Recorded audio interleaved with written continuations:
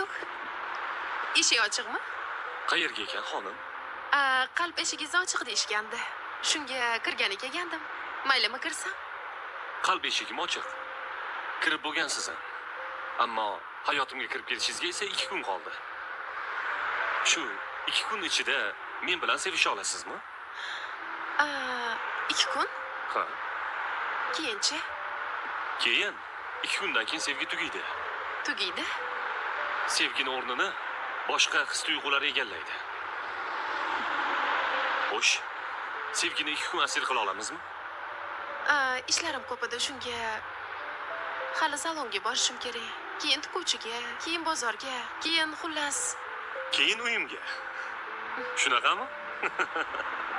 Nimaga chaqirdingiz? Mana. Buni olib borib oyingga ber. To'yni ertasi kuni ko'rmanaga onamga taqsinlar. Shart emas.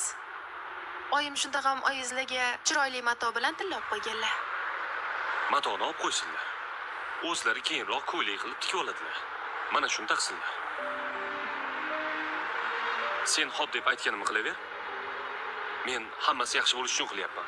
Faqat bu men, sen va onang uchun ham sirimiz bo'lib qoladi. Tushunarlimi? Ma.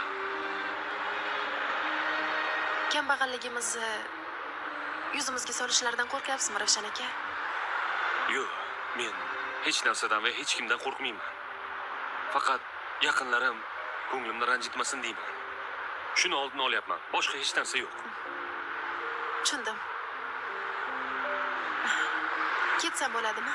Bo'ladi. Ha? Nimaga kulasan? O'zi nimaga bu yerga keldingiz? Ko'chamizni boshida kutib tursangiz ham bo'lardi-ku. Nima? Men hammaga o'xshayman.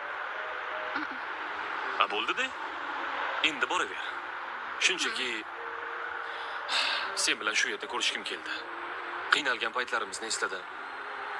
Birga bo'larmikimiz degan o'y-xayollarimiz bor edi. Ana o'shalarni yodga soldim. Oho, siz borgan sari faylasuf bo'lib ketyapsizmi?